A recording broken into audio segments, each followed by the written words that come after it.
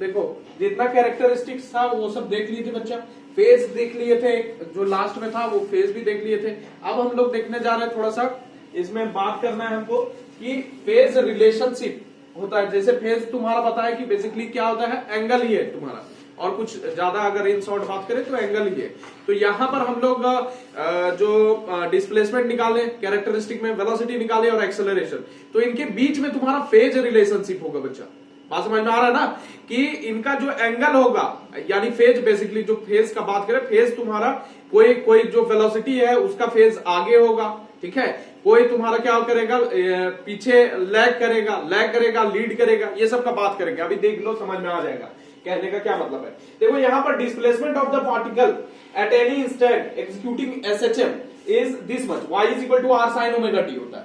बात समझ में आ रहा है कि नहीं, यही तो होता है, हम लोग निकाल रहे थे डिस्प्लेसमेंट, ठीक है, पीछे के लेक्चर से देख सकता है। तो y is equal to r sine omega t होगा, ठीक है, ये निकाले थे डिस्प्लेसमेंट। अगर वेलोसिटी हमको निकालना है तो इसको डिफरेंशिएट कर दो, dy बाय dt कर देगा तो तुम्हारा वेलोसिटी निकल जाएगा।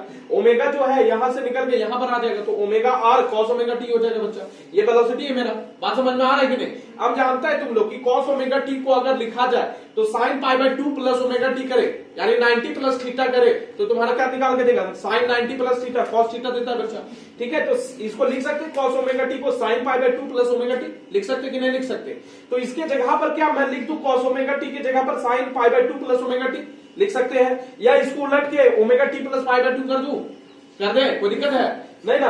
तो v will be equal to तुम्हारा omega sine omega t plus pi by 2, कोई दिक्कत बताओ, कॉस ओमेगा टी की जगह पर इतना लिख दिए हैं, कोई दिक्कत नहीं ना। अब देखो दोनों को कंपेयर करो, y को यानी डिस्प्लेसमेंट को और तुम्हारा ये v को कंपेयर करो, डिस्प्लेसमेंट और velocity of the particle executing SHM, ठीक है, उन दोनों को कंपेयर करते हैं। तो यहां से देखो तुम्हारा ये वाला जो फेज है, फेज यही तो है, इसका तुम्हारा डिस्प्लेसमेंट का फेज कितना है, ओमेगा टी है, और यहां वेलोसिटी का फेज कितना है, omega t plus pi by 2 है। तो फेज डिफरेंस कितना का होगा, ये phase difference omega t plus pi by 2 minus omega T. Phase का डिफरेंस क्या होता है, जो फेज क्या तुम्हारा हम लोग माइनस कर देंगे तो वही डिफरेंस निकलेगा। बात समझ में आ रहा है कि नहीं आ रहा। तो फेज का डिफरेंस कितना होगा, omega t plus pi by 2, omega t plus pi by 2 और माइनस ओमेगा टी होगा कि नहीं होगा। तो फेज का डिफरेंस कितना होगा, पाई बाय 2 का होगा कि नहीं होगा बच्चा। फेज का डिफरेंस पाई बाय 2 है, और हम लोग कह सकते हैं कि वेलोसिटी पाई बाय 2 से आगे है, बोल सकते हैं क्या, अरे बोल सकते हैं कि डिस्प्लेसमेंट तुम्हारा ओमेगा टी है, ठीक है, वेलोसिटी पाई बाय 2 से आगे है, पाई बाय 2 ही लगा दिए तभी तो तुम्हारा क्या हो जाएगा, omega t plus pi by 2 हो गया। बात समझ में आ रहा है क्या, बुझलिस कि ना बुझलिस, इतना बात समझ में आ रहा है। तो तुम्हारा बेसिकली क्या है कि ये तुम्हारा y जो डिस्प्लेसमेंट है, ठीक है, और वेलोसिटी है, वेलोसिटी इससे लीड कर रहा है, डिस्प्लेसमेंट से क्या कर रहा है, लीड कर रहा है बच्चा, कितना एंगल से, पाई बाय 2, यानी इसका फेज कितना से लीड करेगा, पाई बाय 2 से लीड करेगा, किसको, डिस्प्लेसमेंट को। बात समझ में आ रहा है ना। तो फेज रिलेशनशिप बिटवीन डिस्प्लेसमेंट और वेलोसिटी क्या हो गया कि ये तुम्हारा वेलोसिटी क्या करेगा, लीड करेगा डिस्प्लेसमेंट को पाई बाय 2 से। बात समझ में आ रहा है कि नहीं समझ में आ रहा है, इतना बात समझ में आ रहा है, बुझलिस कि ना बुझलिस, ठीक है।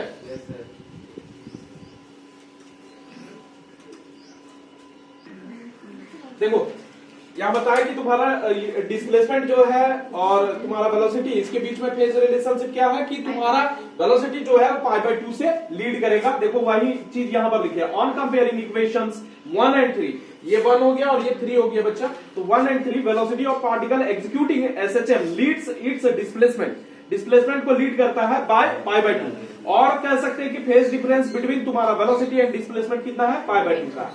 बात समझ में आ रहा है कि नहीं। अब देखो ये वेलोसिटी और डिस्प्लेसमेंट के बीच में हम लोग रिलेशनशिप निकाल दिया। अब एक्सेलरेशन भी देखते हैं। एक्सेलरेशन तुमको याद है कि कल ही बताया है तुम्हारा कि a is equal to minus omega square r sine omega t, इतना होता है, निकाल चुके हैं बच्चा। ये आर साइन ओमेगा टी को हम लोग बाद में y लिख लेते थे, तो क्या होता था, a is equal to minus omega square y होता था कि नहीं होता था, होता था बच्चा, इतना ही तो था। और इसी को हम लोग क्या करते थे, a directly proportional to minus y लिखते थे, क्योंकि ओमेगा स्क्वायर कांस्टेंट हो जाता था। बात समझ में आ रहा है कि नहीं आ रहा, बुझलिस, इतना बात समझ में आ रहा है।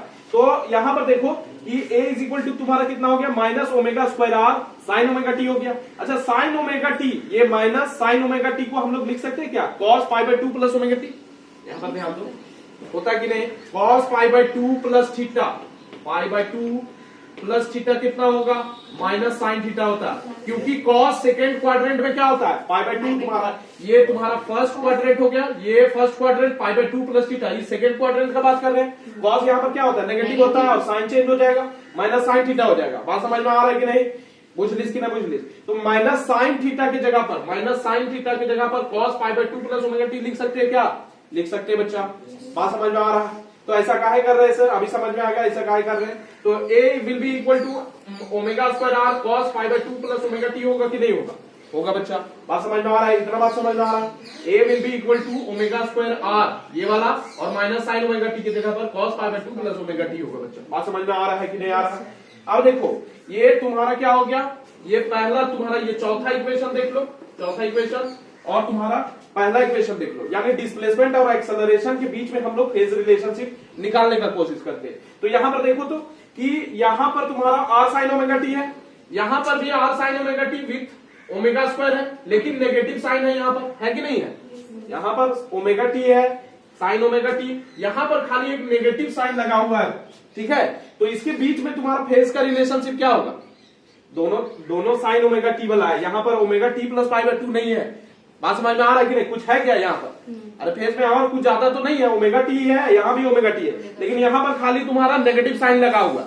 इसका मतलब क्या है, इसका मतलब है कि डिस्प्लेसमेंट अभी यहीं से बताए थे, तुम्हारा पीछे वाला तुम्हारा लेक्चर में देख सकता है कि डिस्प्लेसमेंट तुम्हारा क्या है, डिस्प्लेसमेंट और एक्सेलरेशन का डायरेक्शन अपोजिट है बच्चा, बताए थे, बात समझ में आ रहा है कि नहीं। यहां पर मिटा के दिखा देते तुम्हारा, ये चीज बताए थे कि सिंपल पेंडुलम अगर मान लो सपोज करो ये है, तो यहां से यहां बॉब गया तुम्हारा यहां तक गया, तो डिस्प्लेसमेंट इधर हो रहा है, डिस्प्लेसमेंट इधर हो रहा है, लेकिन एक्सेलरेशन फोर्स, रिस्टोरिंग फोर्स इधर लग रहा है, इसीलिए एक्सेलरेशन भी टुवर्ड्स द मीन पोजीशन लगेगा। तो दोनों का डायरेक्शन यानी डिस्प्लेसमेंट और तुम्हारा एक्सेलरेशन का डायरेक्शन अपोजिट होगा बच्चा, बात समझ में आ रहा है कि नहीं आ रहा। अब दोनों का डायरेक्शन मान लो तुम्हारा डिस्प्लेसमेंट अगर इधर है और एक्सेलरेशन इधर है, तो तुम्हारा इनके बीच में फेज कितना बनेगा, कितना 180 डिग्री का बनेगा ना, तभी तो तुम्हारा माइनस साइन आ रहा है, कॉस पाई क्या हो जाता है, -1 होता है कि नहीं होता है। तो यहां पर देखो तुम्हारा ये दोनों अपोजिट है, इसीलिए तुम्हारा नेगेटिव साइन यहां पर लगा हुआ है,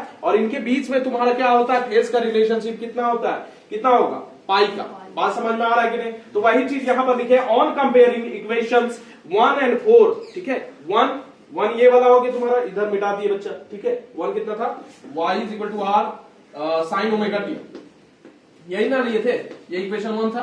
तो इक्वेशन 1 और तुम्हारा इक्वेशन 4 दोनों को अगर कंपेयर किया जाए तो displacement and acceleration are opposite to each other, ठीक है, और मतलब कहने का नेगेटिव साइन है, और phase difference is equal to pi between displacement and acceleration, बात समझ में आ रहा है कि नहीं आ रहा। रुक जाओ, आगे वाला तुम्हारा देखो कि ये तुम्हारा फेज डिफरेंस तुम्हारा आगे वाला देख लो कि तुम्हारा यहां पर बात करते हैं किसका वाला, ये वाला देखते हैं, तीसरा इक्वेशन और तुम्हारा क्या हो गया, पांचवा इक्वेशन देख लेते हैं। तो यहां से तीसरा और पांचवा वाला इक्वेशन से तुम्हारा देखो v कितना हो जाएगा, v इज इक्वल टू लिखेंगे omega r sine omega t plus pi by 2 है, ये वाला देख लो, तीसरा वाला इक्वेशन हो गया। v वेलोसिटी का बात कर रहे हैं और एक्सेलरेशन के बीच में फेज रिलेशनशिप देख रहे हैं, तो यहां पर v इज इक्वल टू तुम्हारा कितना हो जाएगा, बोलो, वेलोसिटी ये वाला हो गया तुम्हारा, साइन यहां पर लिए थे ना, एक वेलोसिटी ये भी लिए, तो कॉस वाला देखते बच्चा, ये दूसरा और तुम्हारा पांचवा इक्वेशन देख लेते हैं, ठीक है।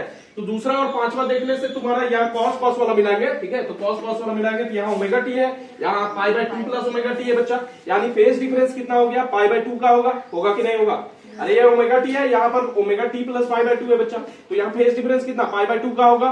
वेलोसिटी एंड एक्सेलरेशन, यहाँ पर देख लो phase difference will be equal to pi by 2 between velocity and acceleration, ठीक है, दोनों के बीच में तुम्हारा फेज कितना हो जाएगा, फेज डिफरेंस पाई बाय 2 का होगा, ठीक है।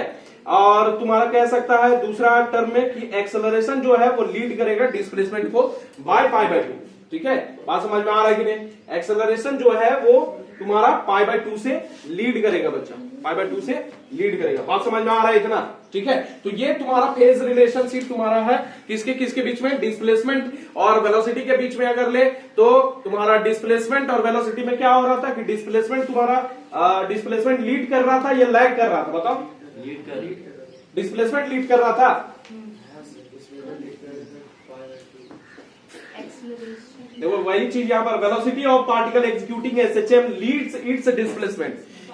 वेलोसिटी तुम्हारा लीड कर रहा है भाई तुम्हारा डिस्प्लेसमेंट से। बात समझ में आ रहा है कि नहीं? वेलोसिटी लीड कर रहा है π/2 से डिस्प्लेसमेंट को। ठीक है, बात समझ में आया? अच्छा, दूसरा केस में तुम्हारा डिस्प्लेसमेंट और एक्सेलरेशन के बीच में देखिए तो डिस्प्लेसमेंट और एक्सेलरेशन के बीच में जो तुम्हारा फेज रिलेशनशिप है वो पाई का है, यानी फेज डिफरेंस तुम्हारा क्या होगा? पाई का होगा। दोनों का डायरेक्शन अपोजिट है। बात समझ में आ रहा है कि नहीं आ रहा?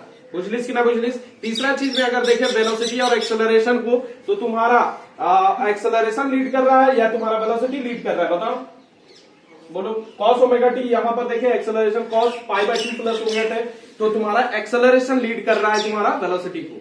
बात समझ में आ रहा है कि नहीं? तो फेज डिफरेंस कितना हो गया? π/2 का हो गया।